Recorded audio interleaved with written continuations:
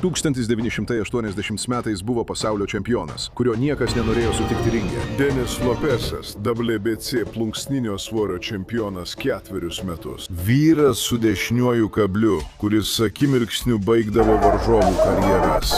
Ir tada pasirodė 21 metų meksikietis, kurio beveik niekas nepažinojo. Be vardo, be šlovės, be pagarbos. Tik su 2 rankomis, kurios buvo pasiruošusios pakeisti bokso istoriją. Salvadoras Sančesas nebuvo tipiškas perspektyvus boksininkas, kuris į boksą ateina turėdamas viską savo naudai. Jis buvo pralaimėjęs, buvo sužaidęs lygiosiomis ir sirgaliai bei promauteriai jį buvo nurašę dar prieš jam parodant, ko yra vertas. Tačiau Sančesas turėjo tai, ko turi labai nedaug kovotojų. Intelekton ringe. Jis tyčia kovodavo savo varžovų lygyje. Ne todėl, kad negalėtų padaryti daugiau, o todėl, kad jam patiko dominuoti skirtingais būdais. Analizuodamas, eksperimentuodamas, mokydamasis kiekvienoje kovoje. Jo treneris jį apibūdino kaip technišką boksininką, turinti nokauto galią. Derinys, kurį bokse retai pamatysi. Kitoje pusėje buvo Denis Lopesas, pravarde Little Red. 4 metus buvo WBC čempionas. 4 sėkmingi titulo gynimai. Ekstravagantiškas ir elektriškas kovotojas, kuris beveik kiekvienoje kovoje kraujuodavo, bet beveik visada laimėdavo nokautų. Su dešinė ranka galėjo bet kada nokautuoti bet kurį plunksninio svorio kovotoją. Gaja. Jo sąskaitoje buvo pergalės prieš linijinį čempioną Chucha Castillo ir legendinį Rubeną Olivaresą. Ir 1980 metais jis buvo žinomiausias šios svorio kategorijos vardas, o Sančesas buvo tiesiog nežinomas pretendentas, iš kurio niekas nesitikėjo pergalės.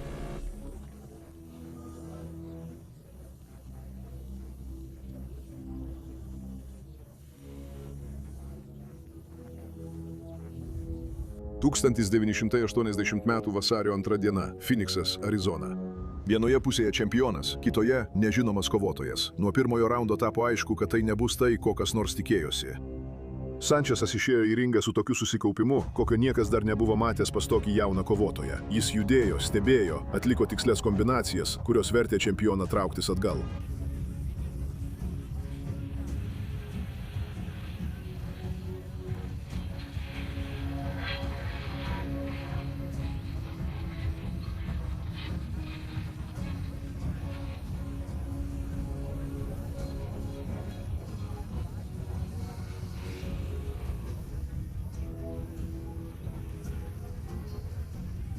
Lopesas bandė atsakyti savo garsiuoju dešiniuoju smūgiu. Sančesas jį išvengdavo taip, lyg būtų matęs jį atskriejant dar iš vakaro.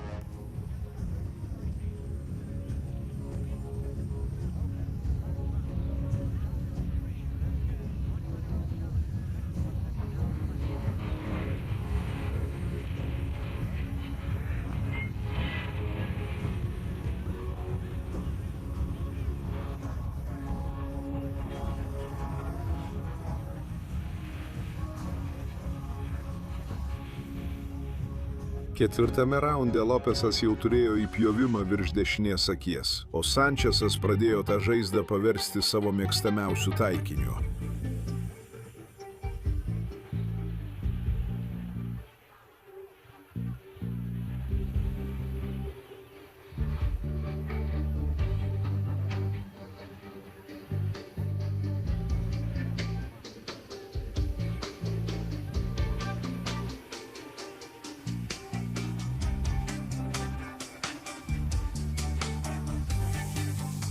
Raundas po raundo, nežinomas meksikietis po truputį ardė čempioną dalelė po dalelės. Kantriai, protingai, neskubėdamas.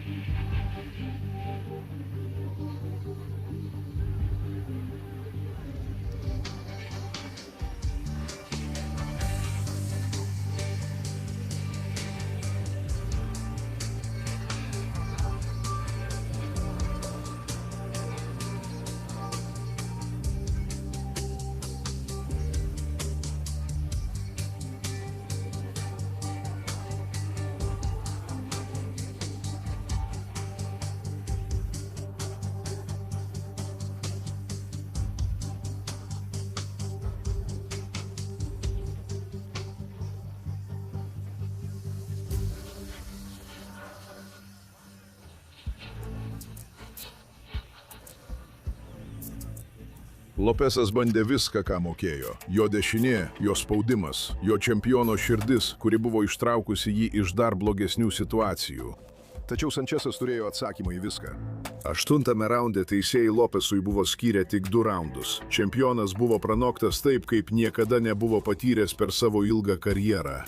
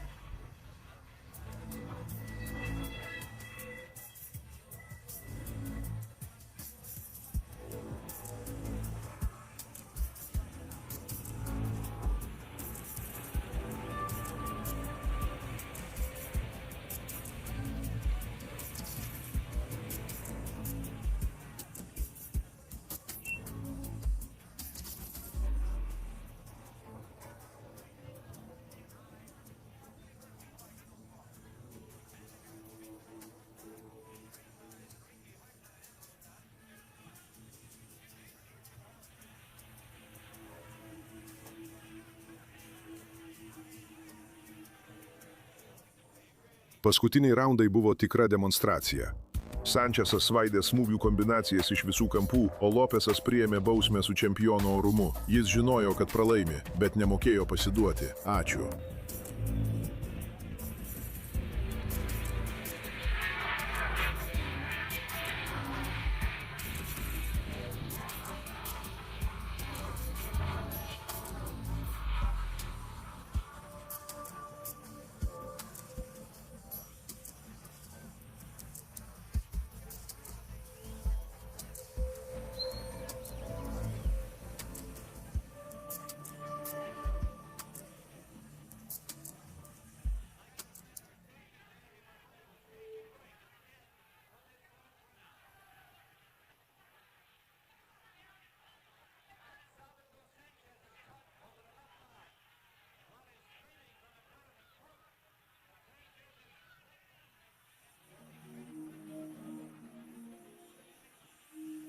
Tryliktame raunde teisėjas pamatė pakankamai. Trumpas.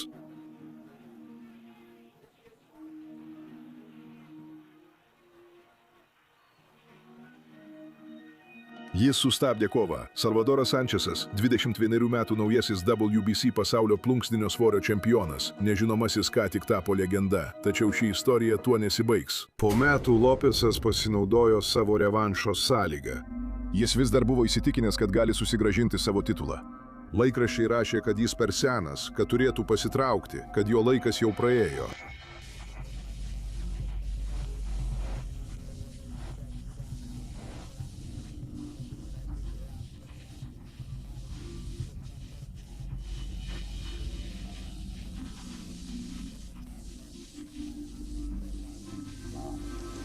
Lopesas nenorėjo nieko apie tai girdėti.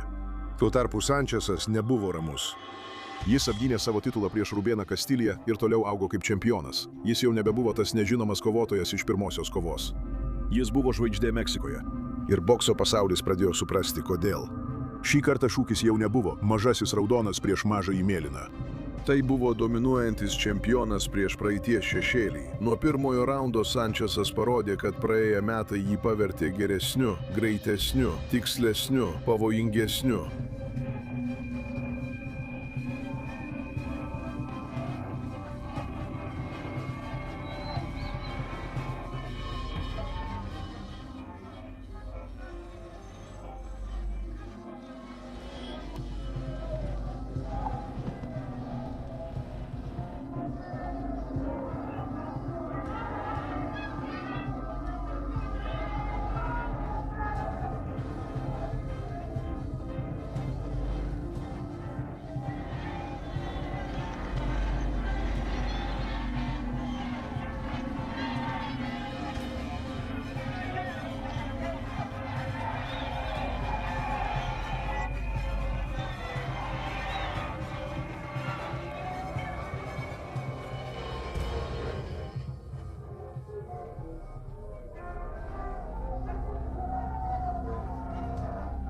Tegyvuoja.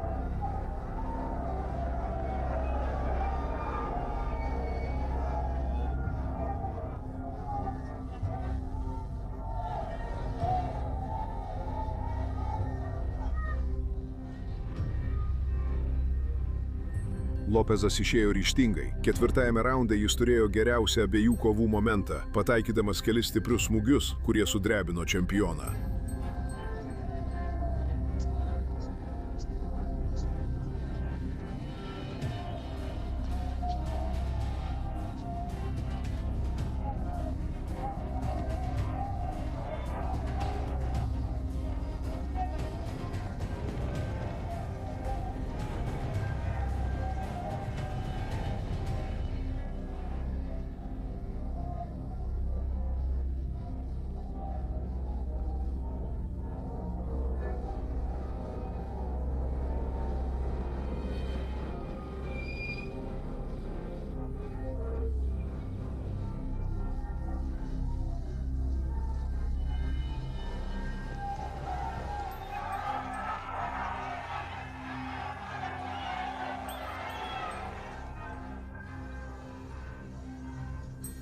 Tačiau Sančesas turėjo smakrą, kuris sugerdavo Lopezo smūgius, tarsi tai būtų tik pliaukštelėjimai, ir atsakydavo su kaupu.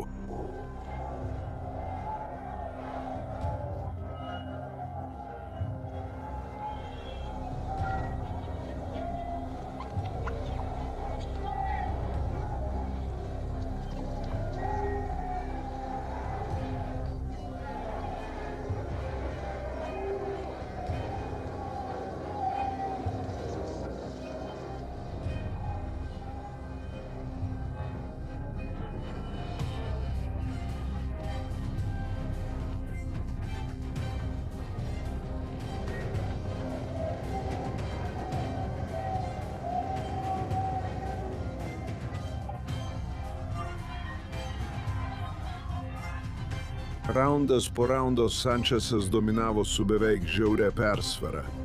Jo kombinacijos pasiekdavo tikslą iš neįmanomų kampų. Jo judėjimas Lopezui buvo neįkandamas.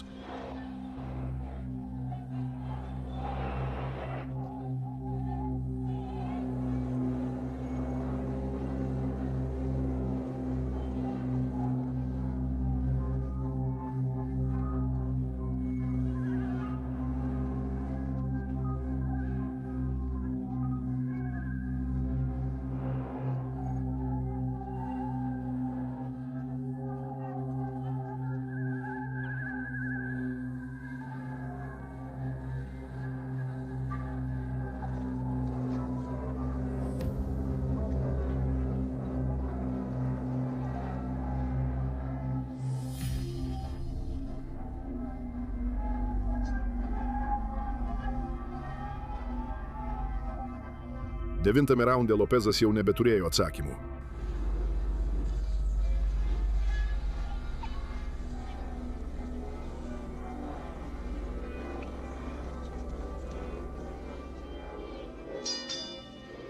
Tada atėjo 14 raundas. Sančesas nusprendė, kad jau gana. Jis nustojo žaisti, nustojo eksperimentuoti ir puolė Lopezą su visu tuo, ką turėjo.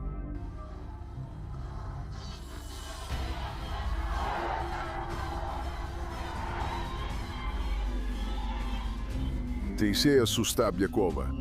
TK arba 14 raunde. Antra Sančeso pergalė prieš Lopezą. Ir šį kartą nebuvo abejonių, kas yra geriausias. Salvadoras Sančesas buvo 21 metų, kai atėmė titulą iš Denio Lopezo, o per kitus 2 metus jis tapo vienu iš dominuojančių kovotojų, kokius pasaulis buvo matęs. 1982 metų rugpjūtį jis tragiškai žuvo per eismo įvykį Meksikoje, būdamas vos 23 metų. Bokso pasaulis niekada nesužinojo, ko neteko.